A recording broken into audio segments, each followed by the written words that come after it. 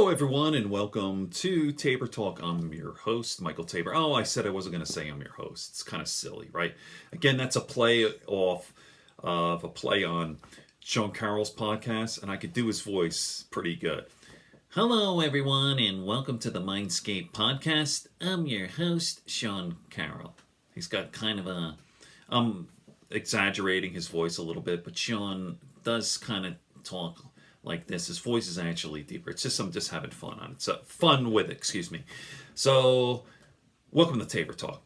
I don't have any guests, not yet. So here we go. Anyway, last night I saw The Matrix again. It's streaming on Netflix, and I've never been a huge fan of it. Of course, I liked it. I love Keanu Reeves, and I'm a simulation guy. I believe that we are living in a simulation right now. I mean, people who know me, who follow me, now I'm not 100% certain, but I think there's a high probability that we are.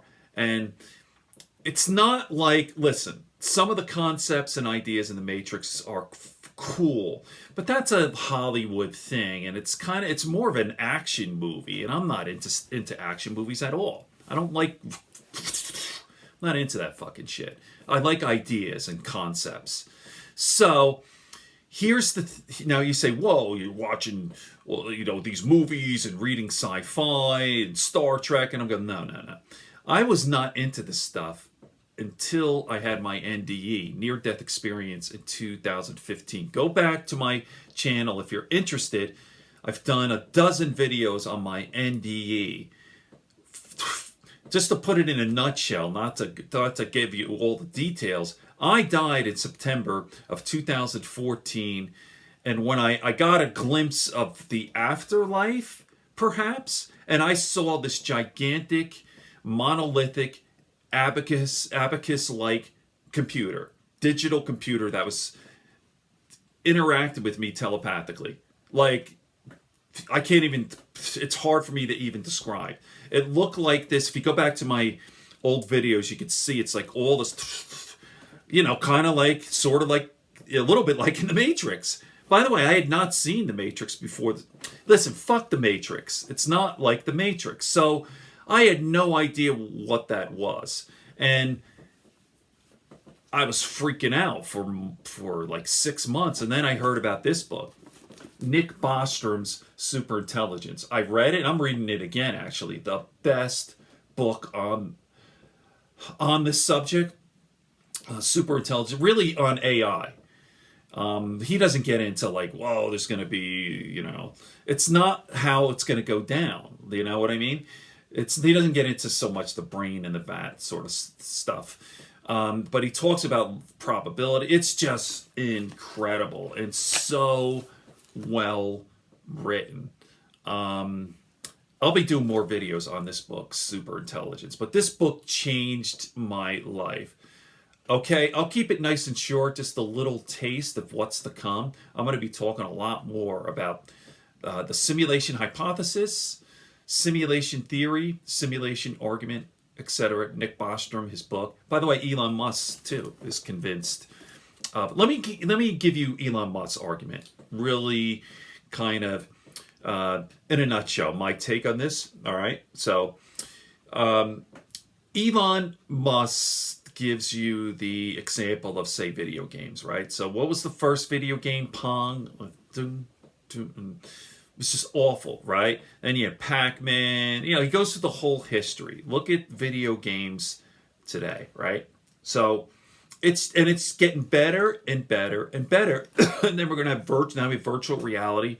And this virtual reality stuff, it's still very crude. When you're in VR, you're doing VR, you're there. It's pretty amazing. Sometimes you're on a building, whoa, 3D, but you have the goggles on. There's going to be a time when virtual is going to be indistinguishable from base. Think about that. We've just gotten into this virtual stuff, right? It's going to get better and better and better. The technology, 5 years, 10 years. Think about VR in 10 years, 20 years, 30 years, 100 years, 1,000.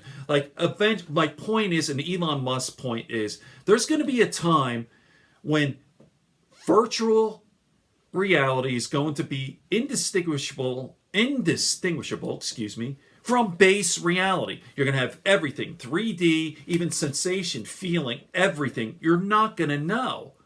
No way. And this, you don't have to go woo-woo, right? Just look at science, right?